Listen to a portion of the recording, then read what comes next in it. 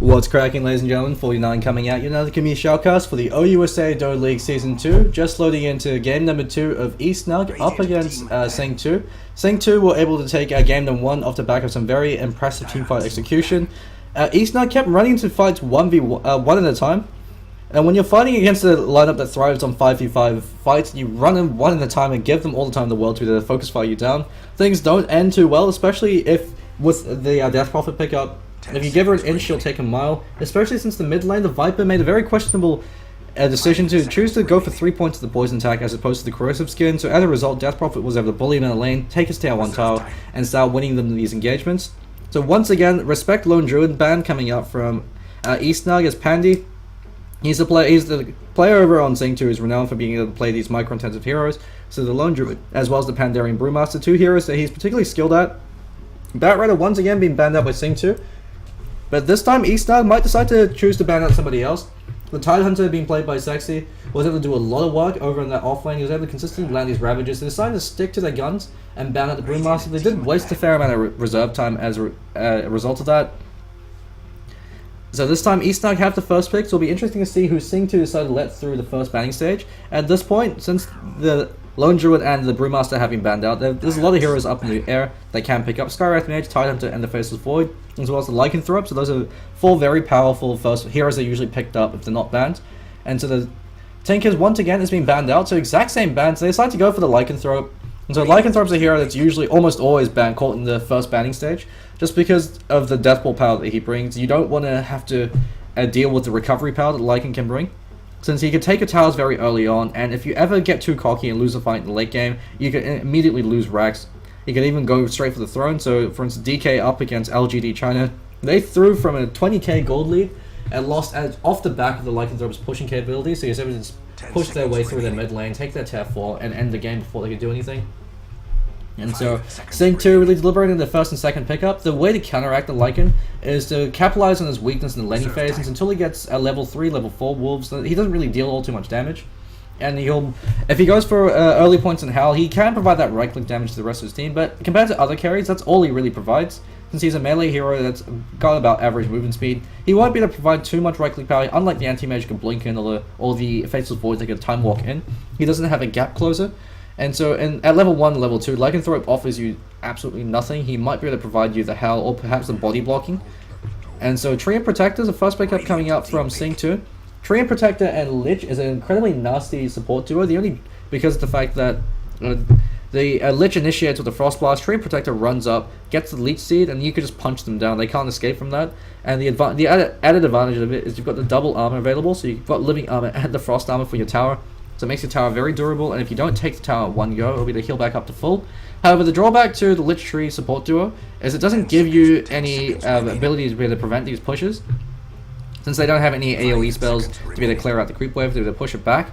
And so they rely instead on you being able to defend the tower with the other 3 heroes, and they instead rely on being able to counteract split pushing.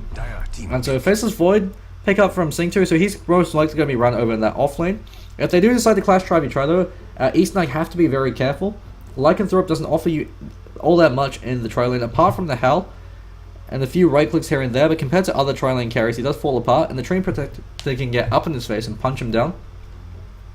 And so SINGTO, they don't want to leave the Lycanthrope uncontested, since if he's able to find his farm, the Lycanthrope with free farm can pick up something like a 7-8 minute Vladimir's Offering, or if he chooses to go for the Medallion of Courage, he could have 11-minute Medallion of Courage into Vladimir's Offering. That gives him a massive amount of solo killing power, since Lycanthrope has the highest DPS potential out of any carry hero at the early stages of the game. That's due to the fact that he's got Feral Impulse and Hell, and the Wolves as well give him a huge amount of DPS increase, so if he picks up the Medallion of Courage, he will out DPS every other carry hero for the first 20 minutes, until they start to find their farm will get a few more points up in their abilities. So Shadow Shaman being picked up as well as the Lycanthrope, so eSnug going in for some all-out push. You've got the Hell coming out from the Lycanthrope as well as the Wolves, and the Shadow Shaman with the Mass Serpent. Well, Skywrath Mage, Respect Band coming out from him, although Skywrath Mage is a very powerful combination with the Faceless Void, since you walk him with the Chronosphere. With the Mystic Flare from Skywrath Mage instantly kills one target in the Chronosphere, so it means Faceless Void can kill the other.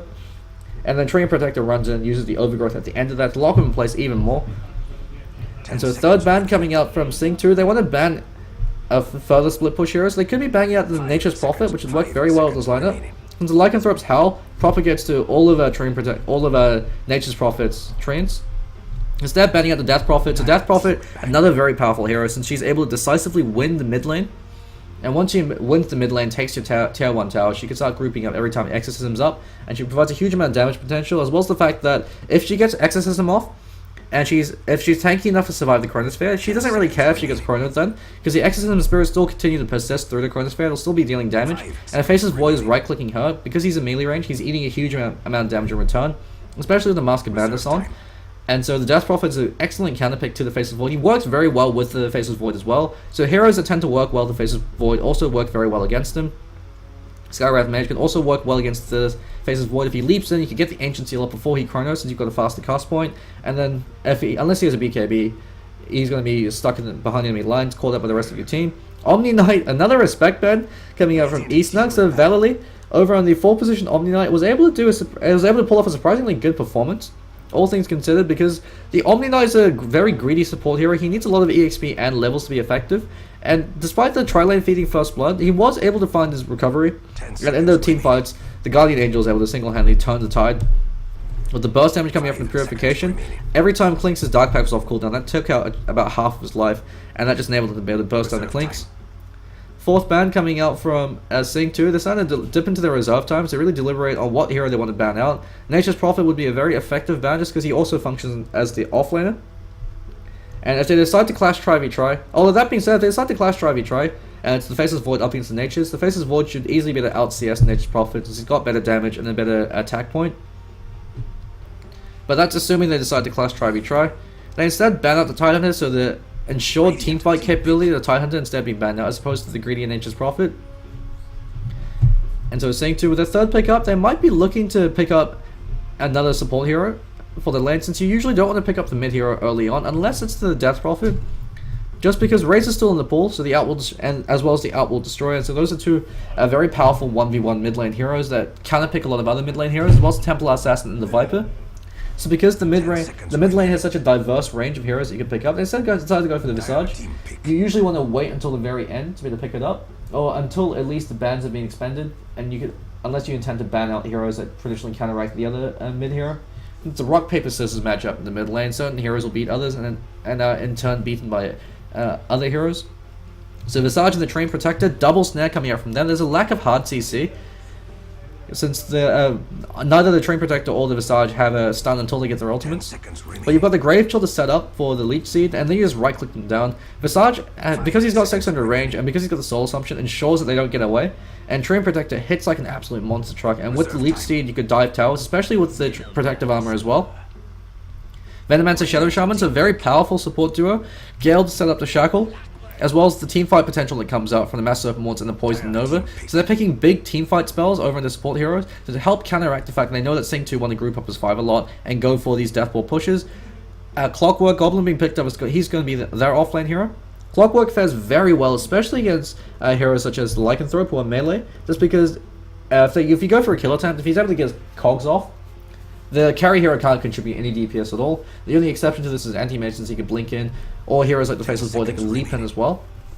So Clockwork Goblin, if he's left alone, can use the cogs to push back the Lycanthrope and burn off all his mana. Because Lycanthrope has a very limited mana pool, and with the nerf to his wolves, they cost a lot more mana. If he doesn't have enough mana to use his wolves, he loses a lot of his laning presence. But that being said, Lycanthrope, if he's good with his wolf micro, and once he gets a few points up, the sports can leave him alone, and he can use the wolves to harass back the Clockwork Goblin and keep him at bay while he goes for some CS. But Clockwork Goblin, he's a hero that fights very early and fights very hard.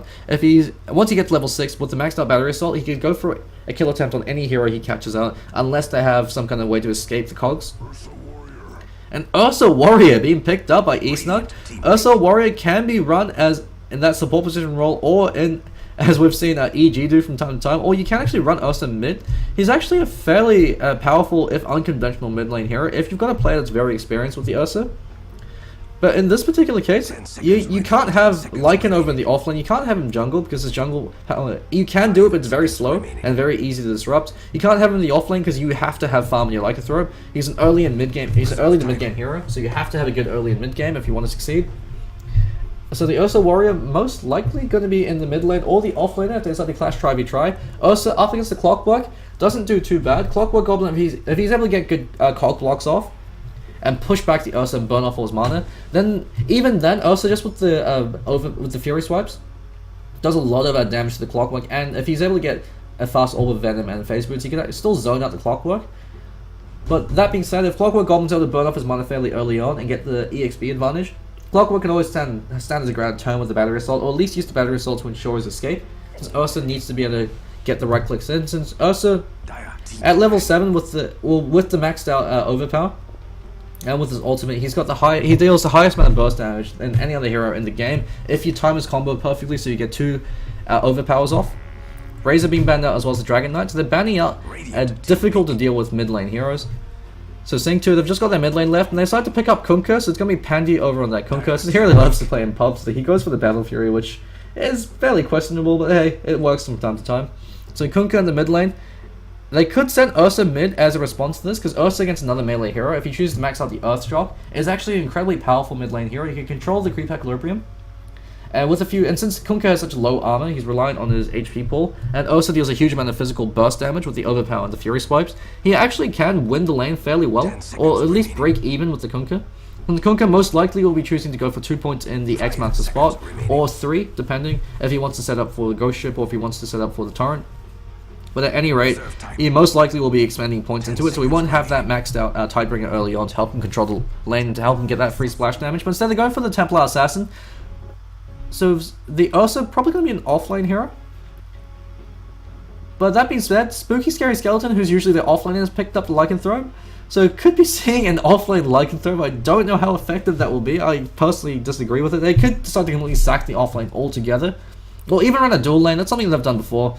So send the Shadow Shaman up with the Lycanthrope and then send the Venomancer with the Ursa. So if you catch him out with the Gale, Ursa is able to get a free kill. So just going to introduce the players from both teams. Over in SINGTO, Pandy going to be over on that mid lane Kunkka, Valley going to be that 4 position Visage, Limder Driver going to be the 3 position Clockwork Goblin. So switching places with Sexy is going to be the 5 position Treant Protector, and Gomu, who I believe was formerly called Kunkka Pang of TYK, he's going to be playing that Faceless Void. Over for the boys in eSnug, Captain Taichu is the 1 position player, and the last game playing that Clink's going to be the Ursa Warrior, so could be seeing a tri-lane Ursa, or Cisachi, or at least a dual lane, going to be the 5 position Venomancer, and Spooky Scary Skeleton going to be the 4 position, the 3 position Lycanthrope, with Tigol B is going to be the 4 position Shadow Shaman, and Diablos, this time he's going to be taking the mid lane as a Templar Assassin. And so Templar Assassin v the Kunkka should have a very easy lane. Since Kunkka's a melee hero, he's constantly going to be eating the melee spill. He can turn around and do right clicks on him from level 1 with the refraction if he chooses to do so. With the Sideblade spill damage, since Kunkka's a melee hero, he's constantly going to be eating that damage as well. And since Kunkka, outside of his torrent, doesn't have any reliable ways to quickly break refraction charges, Templar Assassin should be able to withstand a lot of Kunkka's damage that comes out from his Tidebringer. At least as far as controlling the lane goes. But that being said, with 2 points up in X-Master spot, because Torrent, half of the damage is dealt, you deal a lot of damage initially, and then part of the damage is also dealt over time and ticks.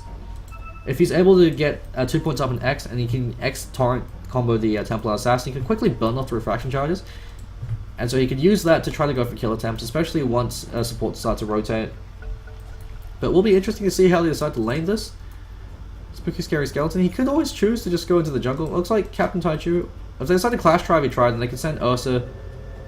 Yeah, they're clashing try with the Ursa, and Cisachi actually TPs into the bottom lane to ensure he gets wards off. And so they're leaving Lycanthrope to go solo in the top lane up against the Clockwork.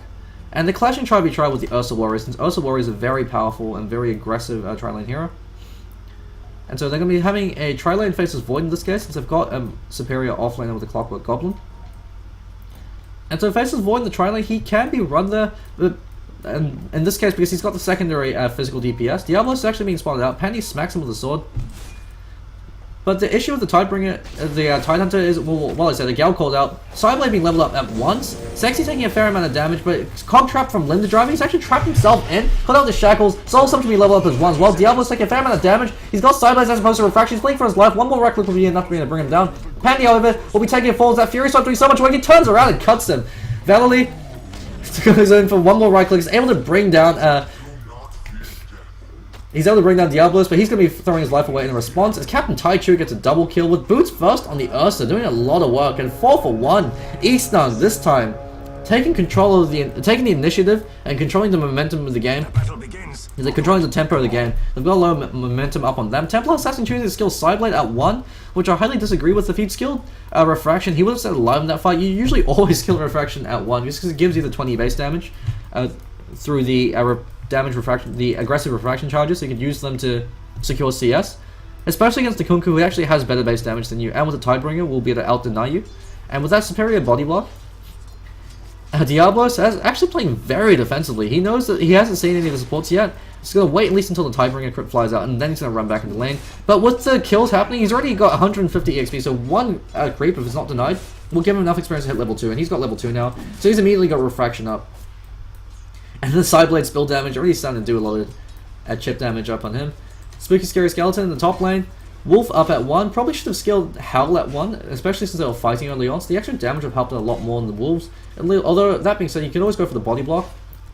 And Lambda Driver, he tried to go for a Cog block. Unfortunately, Cog trapped himself in and threw away his life. So Spooky Scary Skeleton, level 2 now with Feral Impulse. Now he's got enough damage, especially with the Quelling Blade, to out CS the Clockwork. It's Clockwork, he's got a great animation, but very low base damage, well, average base damage. And Ursa Warrior choosing to go for Overpower because he knows that he's got the setup from the Shackle as well as the Gale. He doesn't necessarily need an early point over in the Earthshock. And Validly, he's now got a point over in the Grave Chill. He chose to go for early point in Soul Assumption because they were fighting 5v5, so he was able to get a full charge Soul Assumption off in the engagement. It helped him secure a kill over in Diablos.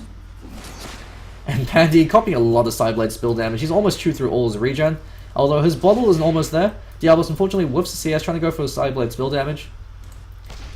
In terms of CS, the boys from eSnug, this time they lead the scoreboards. Captain Taichu is running very far forward. He's got the Earthshock. Could have chosen to go over on Validly since there's no CC to be able to lock him in place. Especially with Sexy not there. Sexy forces skill Living Armor at 1. So until he hits level 2, they can't play aggressively at all. So they're gonna... And Captain Taichu, he goes in, actually physically blocks the camp from spawning. And Validly, he's got to be very careful. He's actually stuck in a bit by the creeps. Earthshock flies. No overpower up on him. Brave Chill being used. And then first hit Time Lock over on Gomu Gomu, who time leaps himself forward.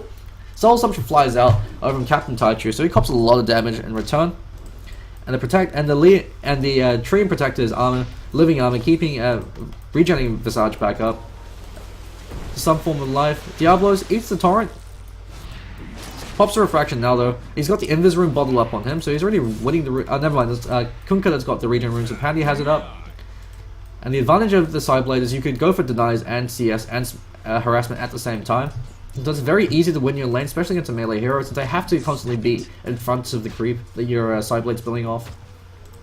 Captain Taichu, will be interesting to see what skill he chooses to max out. You usually see Overpower or the Earthshock maxed out, or a split build between them. Earthshock, it's a static mana cost at all levels. And it actually does do a fair amount of damage, especially with the substantial snare. So it helps out the rest of your other two heroes deal damage as well. They need to be playing a lot further forward. Looks like they're deviating once again to dual lane. So two gold biddies rotate to the top lane to help out the Spooky Scary Skeleton up against Lambda Driver. The Spooky Scary Skeleton, he's actually having a fairly good lane. He's still winning in terms of CS. Never mind, he's been beaten by 1. So Clockwork Goblin able to recover despite the superior base damage. So Spooky Scary Skeleton being outclassed over in this off lane, he really shouldn't have been losing that lane, especially with the EXP advantage that he had from those kills in the early stages of the game. And with the Quelling Blade, Pandy taking a lot of damage, but Diablos burns off a lot of his refraction charge as well. Tidebringer crit brings him down to 1, so he's got 1 more absorption charge. In the bottom lane, Taichu is able to finish off Validly. Turns around the Soul Assumptions though. But Sexy, level 1, still not having that Leech Seed. With the Leech Seed, they could at least turn around for a kill attempt on Taichu. But without that, he can't do anything. The pool has been blocked. There's now a Radiant Sentry Ward to try to de-ward it, but since the Ursa physically blocked it, prevented it from happening. And Ursa Warrior with the Fury Swipe no longer being a UAM, a unique attack modifier, can choose to pick up an early Orb of Venom, which gives him a lot more killing power, especially since it looks like he's maxing his Fury Swipes. So you usually see the Overpower being maxed out, or at least being equally being maxed out. with Brave Chill, as well as Lee doing a lot of damage on Captain Taichu. Soul Assumption is going to fly, but unfortunately not enough charges for it to do a lot of damage. Flattens down Caesar Cheese, who's been copying a fair amount of return damage, and he turns back around. Gomu instantly explodes. The living armor just barely keeping him alive. Validate, however, is able to get a second Soul Assumption off. And the dot damage from Venomancer kills Faceless Void, so you're trading a core for a support in a dual lane v tri lane. So eSnug are very happy to take that trade. And in terms of CS, they are clawing their way back up. Faceless Void was able to recover somewhat, so 20 CS up on him, compared to 16 for 4, but considering the fact that Ursa's got 2 kills and has 4 assists, he's got a lot more gold over in his van, and a lot more experience. So he's choosing to max out the Fury Swipes, and the advantage of maxing out the Fury Swipes is, especially in the prolonged fight like that, when you're able to get a lot of hits in, it does give you a lot more sustained DPS, so a lot more overall DPS, but it doesn't give you as much. It actually looks like Clockwork's maxing out the Rocket Flare, so using that to control his lane. The drawback of maxing out the Rocket Flare is, while it does give you an easier laning stage, it doesn't give you any killing power. Since you want 3 points up in the barrier assault, 3-4 points up in the barrier assault as soon as possible, but considering the fact that Shadow Shaman is fairly low HP, he still can go for a kill attempt. So he's using the Rocket Flare, because the advantage of the Rocket Flare is it does force Spooky Scary Skeleton back, and so in that sense he is still accomplishing his job, so it means that he's not going to be as active as regards to ganking, since he doesn't have that explosive ganking power with the maxed out barrier assault, but it does mean that he's able to do a lot more harassment damage over Spooky Scary Skeleton, and control the tempo of the game that way. The longer he delays Spooky Scary Skeleton, the better off his team is, since it means that he can't Deathball push earlier, and once Lycanthrope is behind, it gives the Faceless Void a window to be able to try to capitalize.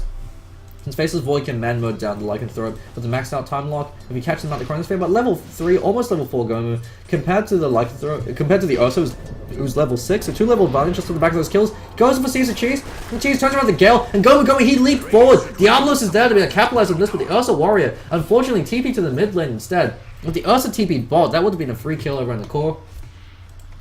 The Ursa Warrior spots out Pandy. Pandy can't stay alone up against the Ursa as well. He really should have maxed out the Earthshock to give him a lot more lane control, a lot more ganking presence. But the advantage of maxing out Fury Swaps earlier on is it does mean that you can take Roshan a lot faster. And so it's a trade-off. It's always a trade-off for the Ursa in regards to your skill build. You want to build accordingly.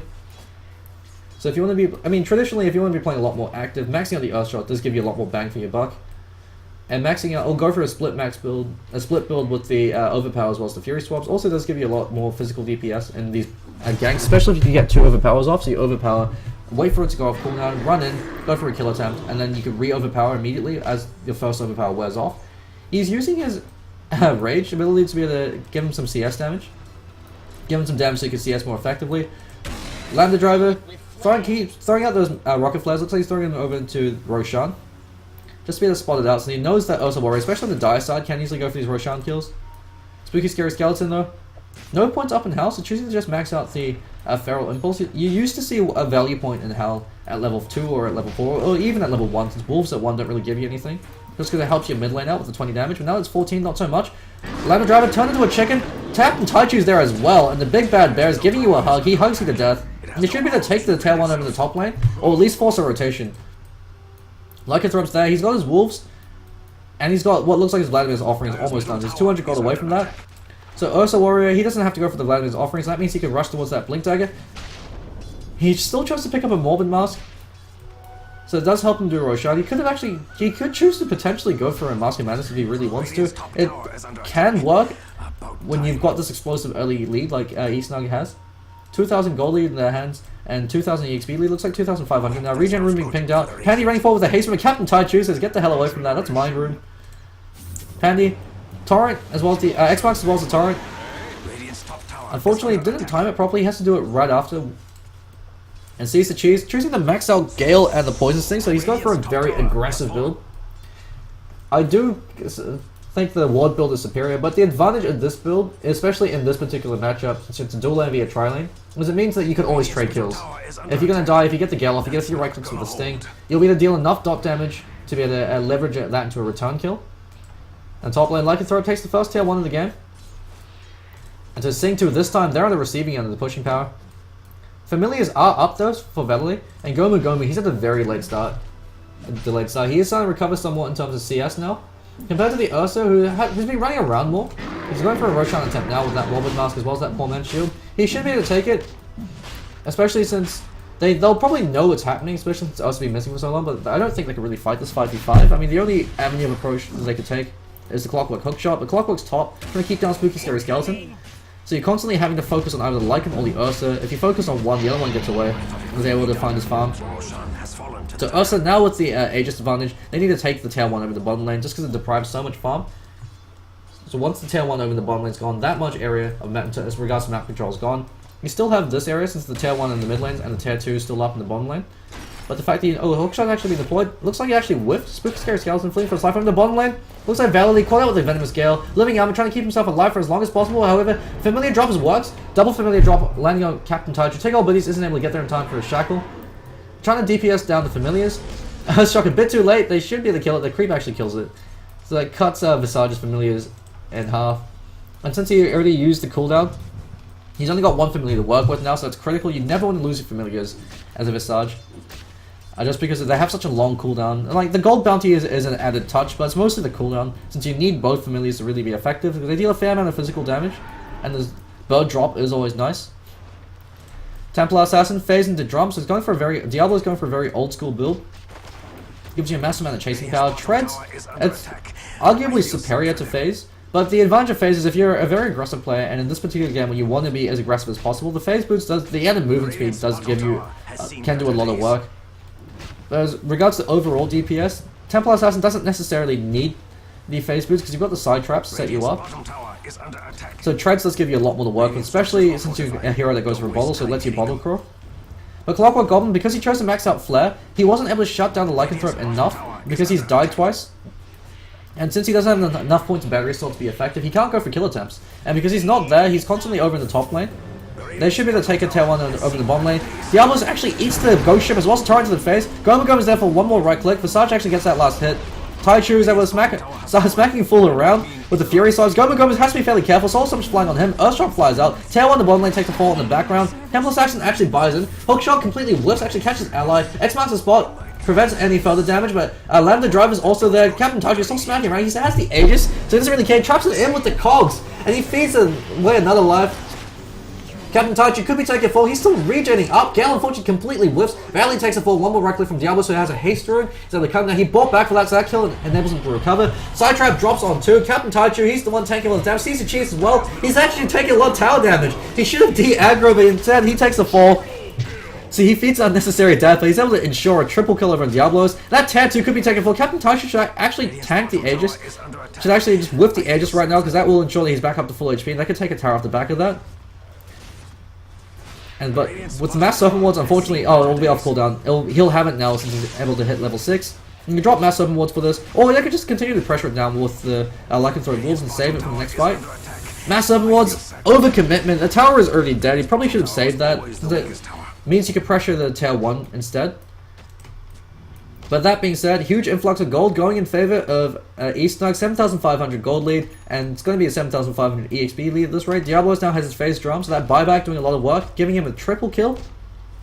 And with the towers gone for SINGTO, they're the ones that's usually used to playing ahead. We'll see how well they play from behind. They still do have the capacity to recover. That's because it's very difficult to try to breach high ground up against this lineup. So you're always going to be wary of the clock. Oh, Clockwork actually hookshots in, catches out Captain Taichu, but he's got the Aegis. Soul Assumption finishes him off. Comes back to life. Diablos actually tanks a cog. The Aegis is wearing off in 3 minutes, so he's not really too fussed about losing it. He's got enough for a Blink Dagger if he chooses to go for it. He really should go for that Blink Dagger because it gives him that instant pick-off capability, especially once he gets a few more points over that Earthshock. Drop charge being used. Goblin caught out with the side trap. He turns around with the Chronosphere. Gale unfortunately flies over on Valley.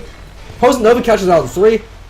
Diablo standing his ground, turns around the Meld strikes him. That Ghost Bow as well as the Torrent turning it around to a triple kill. Fantastic play coming out from Pandy. A teamfight execution from them, being able to turn it around. And Diablo is fleeing for his life. He doesn't have a TP. He's just going to hide, play Possum, and in the top lane, the Big Bad Wolf continuing to chip away at towers. Fantastic execution coming up from Pandy. So the Overgrowth into the Ghost Bow and the Torrent on top of that, winning them that fight. They really needed that in order to claw themselves back into this game. They might actually be able to take a tail 1 in the mid lane off the back of that. So 7,500 gold lead, probably going to be going down to about 7,000. 5,000 EXP lead was much more important. They unfortunately were able to end one spree, so they were able to end Taichu's spree. So they were able to pick up a lot of farm off that. So Visage probably going to be building towards the Aghanim Septum. He's not going to be on mech duty. Captain Taichu really should be going for that Blink Dagger. If he had it, he could have at least turned that into a kill there. He's just sitting on his gold for now, so 3,000 gold up on him. Looking pretty. Diablos probably wants a BKB now so I can fight immediately. Since the phase lineup is when you want to fight in the early and mid game, you want to continue to snowball, so you want these immediate mid game impact items. Continue to snap away over at the tower. Venomancer, choosing to max out Gale. You want to max out the Poison Sting if you're going for this build, because the Poison Sting gives you more guaranteed damage as opposed to the Gale. The Gale, I suppose, gives you more AoE damage in the sense that it's 400 damage if you're able to land the Gale. And if you can hit it on multiple heroes, it's 400 damage that you've dealt off the bat without even having to hit them. But considering the fact that you'll always be able to get at least one right click off, unless, since they don't have enough, I don't think that unless they commit the Chronosphere or the Ghost Ship and they happen to catch you on it, you'll always be able to get at least one right click in, and that will already deal more DPS than the extra points in the Gale. Since the Poison Sting lasts for I believe 15 seconds, no 20 seconds now. Yeah, 15 seconds, so 300 magic damage from the Poison Sting compared to the 400 and I think 450, so you get 5 ticks. So up to 500 and potentially 550 damage from the Poison Gale. But with 2 right clicks from the Poison Sting, you're already out DPSing that. But that being said, this aggressive build has been working out, especially in the dual lanes. The wards don't give you much in a 2v3 situation, since you need level 3, level 4 wards before they really become effective, and you want 2 points up in Sting. So choosing to go for a very aggressive early build means that you can trade kills. Lycanthrope looks like he's got his Necronomicon 1 flying out towards him, so he's going for the traditional Necro 3 build. No Medallion up on him, so choosing to skip that. Ursa also can go towards a Medallion. Fairly good item up on him, but he's choosing to hold on to his gold. 4k gold up on him. Ursa can really build, he doesn't necessarily have to build damage. He's another one of those heroes like the Clinks. So you want a Blink and a BKB up as soon as possible because it gives you the immediate jump power. Chose to go for a BKB first as opposed to the Blink Dagger. Would have preferred the Blink Dagger because it lets you go for the immediate pick off as well. Diablos unfortunately whiffs his meld. But that being said, the BKB does give you a lot of work in these fights as well, especially since the enemy team is fairly slow. And so you can just simply kite them around, run them down, especially the side traps on top of that. Sees Cheese throws out Gale, unfortunately only catches on the creep wave. You never want to use your Gale on creeps, especially when the enemy team is around, just because it has such a huge cooldown. And you want to have your Gale up, because Gale can single-handedly turn these fights, especially pre-BKB. Lambda Driver, side trap unfortunately whiffs. Poison Sting doing a fair amount of damage. So it'll be to tick him down by a little bit. Looks like he's probably going to be building towards a 4-star, because he knows that he can't go for the greedy Aghanim Scepter build this particular game. Looks like I should probably close this channel. Just because it means that he could trap someone in the cogs and 4-star himself out. Gomu, Mask of Madness up on him. So he's actually had a very delayed game. This is usually items that you see on an offlane void displayed on. And for a 1-position void, especially with the tri-lane, should be having a lot more fun considering how bad the early stage of the game went. With the 4 kills happening before the creep wave even spawned. He's trying to recover, and the Mask of Madness is a very cost-efficient pickup, especially in a hero like the Faceless Void. Chose to max out the Time Walk as well, so he's playing very defensively. Sexy running forward, trying to land that Overgrowth. Lands an Overgrowth on 2. Ghost Ship's flying out. This is the teamfight power of SINGTO, and it blows up. There's a Shadow Shaman before he can get off any of his abilities. Besides the Mass Serpent ones, the second element pays for his life. Looks like the Courier also took a fall. So the Dire Courier took a fall in the background. Valiantly fleeing for his life, gets cut down with the meld. Pandy being run down by the shapeshifted Lycanthrope. He pops his TP back home. Doesn't have any stuns to be locked in place. Gomu runs through the Mass Serpent once and throws his life away. Single Biddies, even though he's dead, gets a double kill. And the big bad wolf with the wolves up should be able to take your Tattoo Tower. This is the reason why teams ban out the Lycanthrope, is he punishes every single mistake, and once you lose your first couple of towers, once you lose your first tower, it becomes much more easy to lose more towers, especially if it's a very early tower. Because the influx of gold means that you can pick up your core items before they do, and having core items up on your support heroes especially does a lot of work. So Roshan respawning in a minute, so they should be able to expand that Aegis. Very timely BKB usage by the Ursa, able to secure himself a lot of kills in that fight. And Spooky Scary Skeleton immediately goes to the top tier 2. And SINGTO, they can't really defend this. They've got the Ghost and the Chronosphere up. Actually, they can defend this. But they're gonna need some great execution. Unfortunately, Tau dies. Chronosphere being deployed, catches out one. Captain Taichu, actually, unfortunately, not caught out. He eats the Ghost Bow and the Torrent, so he gets blown up as a result of that. Diablo's fleeing for his life. Take out Buddies. Stands his ground despite and turns around the shackle, trying to buy himself some space. He should have run, but Diablos with that X marks, so they're able to get 3 kills off the back of that. Great defense coming out from SINGTO. They've got an amazing teamfight combo, as you saw earlier on. Overgrowth into the Ghost Boat with the Torrent on top of that. There's a huge amount of damage. The Ghost Boat hurts like hell. But unfortunately, the early gold lead in favor of eSnug, making it very difficult. That means that breaching high ground will be incredibly hard. So that's why they're choosing to take the tier 2s for now. They're choosing to, before they look to, they'll probably take Roshan before they go for an attempt at the high ground, because they know that if they misplay, SINGTO will be able to punish them. Even though they're this far behind in gold, even though they're this far behind in EXP, they can still recover just off the back of that team fight. Their ultimates, however, are down, apart from the Ghost Boat. The Tiggle Biddies has to be careful. Clockwork can go for a hook shot right now, go for a solo kill, but he's got support there. Sees the cheese, and Spooky Scary Skeleton coming in from the flank. Tiggle Biddies blinks and shows off his blink there, drops mass open wall. Tower unfortunately is killed by Pandy. Pandy TPing himself back home. Clockwork Goblin instantly dies. He gets smacked down by the Ursa. Ursa hugs him to death. Sexy, he's going to try to get off a TP as well. He might be successful. So Tiggle Biddies isn't going to be there in time. However, he does have the Hex, so he wants to catch up Valley, but is caught out with the Familiar drop. Captain Taichu lands the Earth Shock, and that should be death for Valley. Turns around, farms up his Familiars first. Tiggle Biddies, the last one gets down with a land stomp before it dies. Summons new Familiars, and unfortunately they're able to clear enough space. They should have gone for the kill attempt on Valley, but instead they farmed up his Familiars. And Tiggle Biddy not able to get in range to be able to deploy his Hex or his Shackle. But with that advantage, they should be able to take Roshan. So now down to an 8-second BKB, so Ursa expended 2 charges of his BKB. Faceless Void going for the Chrysalis, so he's going for immediate damage. Probably should have been going towards the... Oh, I guess the rationale behind going for the Chrysalis is it's a lot cheaper and it gives you a lot more immediate impact. Maelstrom is also nice, but when the Ursa Warrior has a BKB up, a lot of the damage going towards him is going to be mitigated. But the added benefit of the Maelstrom is it gives you AoE damage during the Chronosphere, since if you catch out 2-3 heroes, the split damage from the Lightning does do a fair amount. Spooky Scary Skeleton smacking away at Roshan. So it's been spotted out by the Rocket Flare. They know they're doing this, and Clockwork Goblin, Lambda Driver, moving himself into position. He's got the false stuff up, so he's going to try to look for a steal. The Flare still giving him vision, gives vision for 8 more seconds. If he goes for a hook shot now, he could get it, but unfortunately, just a bit too late. And Ursa Warrior, in the meanwhile, able to clean up Valley, so he gets away the first time, just getting away the second time. Invis Rune being pinged out. Looks like Diablos is going to pick that up. He's got a Desolator up on him, so just off the back of the Tower Gold, the rest of his team have picked up all their core items. In terms of net worth, the 3 cores from eSnug, very far ahead. However, the Kunkka and the Void, they're not as far behind as you'd think. They have managed to find some kind of recovery farm. So if they're able to pull off a successful tier 3 defense, which is easily doable, especially considering the fact that with the Chronosphere and the Overgrowth to set up the Ghost Boat can single-handedly turn the fight in your favor. Because it cuts the Coco Run buff, cuts all incoming damage to your heroes in half effectively. It'll be dealt at the end of the Coco Run duration, but it's non-lethal damage, and so that means that for the 10-15 seconds that you've got the Coco Run buff, the 10 seconds you've got the Coco Run buff, it's going to be incredibly difficult to burst them down.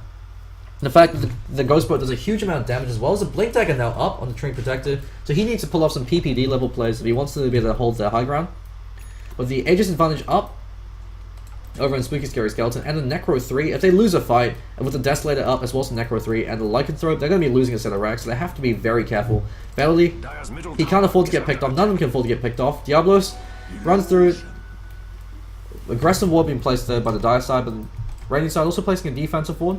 And the Rocket Flare is constantly being able to provide a lot of reconnaissance as well as a lot of vision. Very aggressive ward being placed there to make it easier for them to be able to try to breach the tier 2. As well as a defensive ward being placed. Grave Shield being committed over the Lycanthrope Illusion. But I mean, hey, it doesn't cost you too much money, especially on a hero with Arcane Boots. Looks like Valley is going to be on mech duty. And Venomancer, he's picked up the mech, so he's going to be building towards that Aghanim Scepter now. Doesn't have that many points up in the wards. But considering the fact they've got a huge EXP advantage, it's not too bad. The Venomancer's build was able to create them a lot of space by going for these kill attempts in the early stages of the game. Faceless Void actually picked up a plate mail, so he's going to be going towards an Assault Cuirass. So he knows that he needs to get some kind of armor, because otherwise the Ursa will tear him apart. And especially with the Desolator and the Meld negative armor coming in from Templar Assassins, it's a fairly wise pickup. Looks like Kunkka, however, has just finished his Daedalus. So if they do get a good Tidebringer crit off the back of the teamfight execution with the Overgrowth, or the Chronosphere into the Ghost Boat, and then the Torrent, they can turn these engagements. And eSnug, respecting that, they know that they're not really too fussed. I mean, going immediately for a tier 3. They know they could play back a bit. Looks like a Sanjin Yasha picked up on the Ursa Warrior. Not bad pick up on him, just because it's very efficient for all the stats it gives you, the movement speed, the movement snare. And because you've got the BKB, it gives you a great way to be at close distance. You activate your phase, you pop your BKB, you just run at them. Blink Dagger does give you that immediate impact, but this, at the same time, isn't too bad. Captain Taichu commits for this. He actually can turn around the Chronosphere. Chronosphere catches on his entire team. And Spooky Scary Skeleton sees the cheese. They say, what's up? Thanks for that setup, bro. 3-man Gale land, 4-man Poison Nova. Taichu's going to be taking 4, however. Ghostbird lands on Tickle Biddies. And eSnug, they're trying to turn this. Pandy, however, is caught out with the shackles, and he's being smacked up by Spooky Scary Skeleton. Diablo's over in the front. Yeah, he caught up by Goblin. Goblin's able to bring him down. That Playmount of Living Armor doing so much work. He's able to leap himself to safety. And SINGTO, they're actually able to win these fights despite the lead. Going in favor of eSnug. Goblin fleeing for his life. One more right click, that's going to be enough. The Poison Stick then, never mind the Living Armors that keep him alive. And it's actually dealing damage through it. Velaly's able to clean up in the background. And Faceless Void survives through all of that. And eSnug throwing away a huge lead. When you're playing a Deathball line, but you're reliant on getting ahead and staying ahead, you can't afford to lose fights. And even the smallest fights can start to snowball, especially if they're able to hold their high ground. So they have an excellent lineup for being on a turtle. And SINGTO showing off the superior teamfight coordination, their discipline, and being able to back away in groups, and to be able to disengage effectively, then re-engage, and punish the over-aggression coming out. Diablo's overextended, caught himself out by 3. As well as Captain Taichu, he ran into their entire team. Even though the Chronosphere caught out his entire team, it could have been an absolute bloodbath had there been another member from eSnug there to be able to capitalize on that. The Shadow Shaman could drop Mass Serpent Wards and use that to be able to deal a huge amount of damage. The Mass Serpent Wards aren't frozen by Chronosphere, and so they deal a huge amount of deeps. And Gomu, he's a lot closer towards the Assault Cuirass. He knows that if he's able to stay alive just through time lock and backtrack, he can still win these one-on-one. He has a good chance of winning these one-on-one man fights, especially when his Mask of Menace is available. So he doesn't necessarily need damage. So he's relying on Pandy to provide a lot of the AoE teamfight damage, and with that Daedalus, he's definitely able to do so. Rocket Flare's constantly being able to provide a lot of scouting vision. I mean, Rocket Flare's ability that should never be off cooldown. Every time it's available, you want to use it to provide vision, assuming you have the money to do so. Ghost Scepter up on him, so he could kite around Captain Taichu all day. Captain Taichu actually has to be very careful. Caught up with the X marks the spot. Pops his BKB. The BKB charge wasted. Caught up with the Cogs as well as the hook shot. Force stuffs himself forward. Uses the Ghost Scepter. So a lot of spells and a lot of abilities wasted for very little reward. 30 seconds till the Aegis is going to wear off. Take all biddies and smoked up along with Seize the Cheese. Double damage room going to be picked up by Captain Taichu. The fact that he lacks the blink means he can't get that immediate jump in. And it's going to be making it difficult to try to pick off these heroes, especially since Goblin caught up with the Gale, turned into a chicken, Poison Nova being committed as well as the Shackles. And Ursa Warrior is able to hug him to death. Diablo's able to get that last hit. Aegis is going to be reclaimed. Spooky Scary Skeleton. He has to be careful, especially if that Aegis wears off when he least expects it. He's going towards a Basher as opposed to the Assault Cuirass. So usually when you go for the Necro 3, you want to build items that help out your Necronomicon minions. So you want to build towards that pushing lineup, so you want that Assault Cuirass up, because it also helps out the rest of your team. So with the Vlads and the AC, plus 10 armor going to every member of your team, that makes them very hard to bring down to physical right clicks. So it means that Kunkka's, if he goes for a Tidering a crit on one of your heroes, going to be dealing a lot less damage. It also means it creeps are getting plus 10 armor. And so the Tidering crits aren't going to be dealing as much, because it's calculated off whatever target. The spill damage is based off whatever target it hits. And so the creeps with 2 armor, if they're getting plus 12 armor, if they're getting plus that, if they have 12 armor as a result of the Assault Cuirass as well as the Bland is offering, very difficult to bring them down. Templar Assassin, BKB now up, so 10 second BKB, I think it's a 7 second BKB, no 6 second up on the Ursa. And it's incredibly difficult for them to be able to try to breach high ground just because of the Chronosphere, the Overgrowth, and the Ghost Boat on top of that. And so SINGTO, eSnug, they're respecting SINGTO's superior teamfight lineup when it comes to defending high ground. And so they're doing a little bit of split push. Spooky Scary Skeleton. Aegis has one off. Roshan's been pinged out. They want to wait for the next Roshan before they go for another engagement because they need the second life to be able to guarantee that they're able to breach high ground. So if they're not able to do so, if they throw themselves against the meat grind and aren't successful, and SINGTO can start to turn the game around. When it comes to the late game and the ultra late game, since Overgrowth is always relevant, especially since if they BKB and you catch them in the Overgrowth, they're still called out in snares, so they have to save their BKB, but that means that they can be called out by a hookshot or Hex if one of their heroes is able to pick up a Hex. And Kunkka's able to always deal a consistent amount of burst damage. While I say that, it looks like in the bottom lane, huge engagement happening. Tickle Bees are taking falls, Penny's able to smack him down. Soul Assumption cleans him up, Sexy fleeing for his life. BKB being popped, Chronosphere catches out Paddy as well. They're doing a lot of damage on Taichu, but however, it's not going to be enough. Taichu might be able to turn around, never mind, it is enough. The Soul Assumption, Goblin, now turns around over on Diablos. Diablos stands his ground, Mass Everyone's kills off the Visage Familiars. Diablos tanks the Ghost Boat.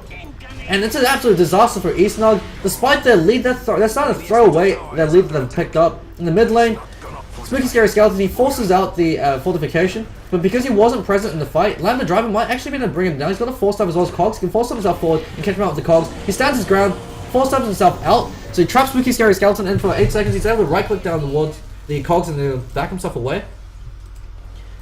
But SINGTO catches eSnug outside of their base, and they're still able to win this just off the back of superior teamfight initiation. And Visage being able to resummon his familiars and use them to drop.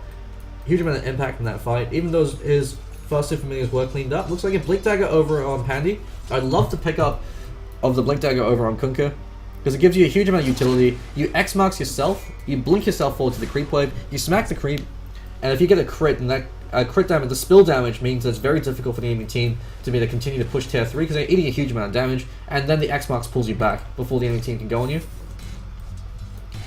So it gives you a huge amount of utility, since you don't necessarily need to build any more damage on Kunkka. It's nice if you could build more damage, but right now when you're playing from behind, you want to build utility to make it as difficult as possible for the enemy team to breach high ground. Because with that living armor, if you don't take a tower, it's going to be healed back up to full. Gem True Sight being pinged out, so it looks like they have decided to commit and pick up a gem, so they're going to use that to be able to starve out the enemy by depriving them of vision. But look, they can try to contest this Roshan, and with the Chronosphere up, and as well as the hookshot, they could easily do this. Since the Chronosphere, due to the confines of Roshan, if their entire team's grouped up, if you catch them on the Chronosphere, that's their entire team. And with the Ghost Bond, the Overgrowth on top of that, they could easily be a wipe. And eSnug really can't afford to give away any more kills. They still are ahead, but they need to stay ahead. They can't afford to give up any advantage at all to the enemy team. Ursa Warrior will be interesting to see what enemy chooses to go for. He needs a way to be able to provide lockdowns. So the Sheepstick would provide him that pick-off capability. Diablo soloing Roshan will cease the cheese there to provide a little bit of support. With the negative armor and the refraction charges, Templar Assassin can solo Roshan fairly easily. And so they want to bait out an engagement over in Roshan. If they could bait out the Chronosphere over just on the Templar Assassin, they could try to turn around and engage on their backline. But of course they really do, they need that Aegis if they want to try to take this next engagement. And SINGTO, they know this. Lycanthrope is split pushing it over in the top lane, but he's really going to commit to this. Because he's not down these fights. Sees the cheese, gets a great poison Nova. Chronosphere being committed over in Captain Taichu. Sees the cheese, takes the fall. Ghostbone completely whiffs as Diablos has popped his BKB. And Diablos is now on his own. Captain Taichu survives through the Chronosphere, turns around, he's actually able to smack down Goma in the top lane. Lycanthrope is able to knock, the big bad wolf is knocking in door. Lambda Driver, Tickle Biz comes, he's actually able to clean up Sexy. He's going to be dying to the familiars from the look of it. Lambda Driver TPing back on with the Ghost Scepter to be able to keep himself alive in the ethereal form. And the first set of racks being claimed for eSnug. Spooky Scary Skeleton does what Lycanthrope does best. He takes away your racks. He doesn't really care if he dies at this point, but he's got this shapeshift, so it's going to be very difficult to go for a kill attempt on him. Roshan also falls at eSnug. They are able to take a very convincing fight. They shift the momentum heavily in their favor. If they were grouping up as 5 and trying to push over in the bottom lane, the teamfight combination from SINGTO as well as their execution would ensure that it would be very difficult. So they instead bait them out, utilizing the Roshan as a way to force SINGTO out, since they know that with the Roshan they could choose to group up as 5 anyway and tank their way through all their abilities. Since Captain Taichu tanked up the entire Chronosphere, faces forward because he went for this Assault Cuirass, he still doesn't have it yet. He'll be having that fairly soon. He just doesn't deal enough damage in the Chronosphere to kill a target, especially the Ursa Warrior. It's incredibly stacked. And so he's able to turn around, smack him around with the overpower as well as the Fury Swipes. You never want to man mode up against Ursa unless you could blind him or disarm him. And Pandy showing off the X marks spot interaction with the Blink Dagger. It means it's very difficult to go for a kill attempt with Kunkka, since the X marks will be to pull him back even if he's locked down. And so it could buy you enough space, as long as they don't kill you within the CC duration. So as long as he doesn't get caught out by the Ursa, he should be fine. Diablos, Yasha up on him. So probably going to be going towards the Mantis style. It's not a bad pickup on the Templar Assassin, especially when you're going for this push. Sees the cheese, gem up on him. He's going to be D1ing as much as possible. Venomancer is probably one of the better gem carriers. Visage is also very good because he can deploy the Venomancer Plague Ward to be able to clear it, to be able to provide vision, and then to clear out the wards without putting himself at risk. And Visage could do this with the Familiars, but the Familiars, if you do kill the Familiars, are worth a lot more. So Venomancer has a lot more flexibility in that sense. He doesn't care if the wards die, as long as he's able to get the ward. And Tickle Biddies hang around in the bottom lane. He's almost got his Aghanim Scepter. He's playing very far forward because he knows that the SINGTO, they're all grouped up. So 3 of them are over in the top lane, helping Goblin farm. He's almost got his Assault Caress, about 1,000 gold shy. And Lambda Driver, he's going in now. He knows that the next time Squeaky's here, Tiggle Bitty shows himself, he's going to go for a kill attempt. Clockwork Goblin probably going to be building towards that BKB. The Ethereal Blade, the Ghost Scepter, sorry, has been keeping him alive in these engagements. Assault Caress now being finished by the Lycanthrope. So with the AC as well as the Basher, not only can he split push, but if only one hero TPs down to defend, he could probably go for a kill attempt. The huge amount of attack speed, the negative armor, as well as the Necronomicon minions do a massive amount of DPS. So Lycan doesn't even have to be in these fights. He just hang back and force the enemy team to constantly have to respond to him. And considering the fact that with the gold and as well as the EXP advantage, eSnug are able to try to hold, at least break even in these 4-on-5 engagements. All they have to do is buy time for Lycanthrope to either do what he does best, just push down the lane. And Pandy, he has to find as much farm as possible. Will be interesting to see what enemy chooses to go for next. On a hero like a Kunkka, stacking Daedalus actually is a very cost-efficient form of DPS, because it increases the likelihood of the Daedalus crit, and since you're so dependent on getting a Tidehunter crit, a Tidebringer crit, you want to being able to hedge your bets by picking up on the Daedalus does help out. But while they're trying to defend the top lane, the bottom lane, the big bad wolf split pushing once again, Spooky Scary Skeleton. They've got an Aegis up this time, over on the Ursa Warrior, so he can choose to engage. He actually chooses to go, so Goblin might be taking fall before he's able to get out. BKB's been committed as well to ensure this. And the shackle duration is enough. And SINGTO and Dire Straits. Leaf Seed's been used over in Cease Cheese. They know that they can't win a 5v5 engagement, so they're split pushing instead. Valerie going balls deep to try to kill everyone Cease Cheese. Cease Cheese uses Poison Nova, unfortunately completely whiffs. A bit embarrassing for him. Sexy uses the Ghost Step to keep himself alive, but it wears off. Tickle Bleeds blinks forward, catches out Pandy with the Shackle. Lambda Driver hook shots forward, catches out 2 with the hook shot. And Captain Taichu, he doesn't really care if he does, he's got the Aegis. Diablos, however, it's another story. And Lycanthrope takes another set of racks in the background. They're forced to use fortification to try to keep himself alive. Diablos eats the cheese. Rally takes the fall as he's cut in half by Captain Taichu. X marks the spot. Ghost Boat now being used. Well, that's been used on Ursa Warrior. While all that's happening, you're getting Mega Racks. They're going for the throw. Mass Serpent was being deployed over in the mid lane. And the pushing power of eSnug being able to ensure that this is actually going to a game 3. So SINGTO, they're unable to recover at this point. They rely on these 5-on-5 engagement. They can pull off the superior teamfight, the superior initiation. But what do you do when the enemy beats you in a 5v5? You split push, you force them to respond to you. And off the back of that, it's a 3-man Chronosphere. That's a bit too late. 37 minutes in. Looks like we're going to a game number 3 as eSnug take game number 2 off SINGTO. So we're going to be taking a quick pause. I'm just going to quickly restart the stream and we'll be right back.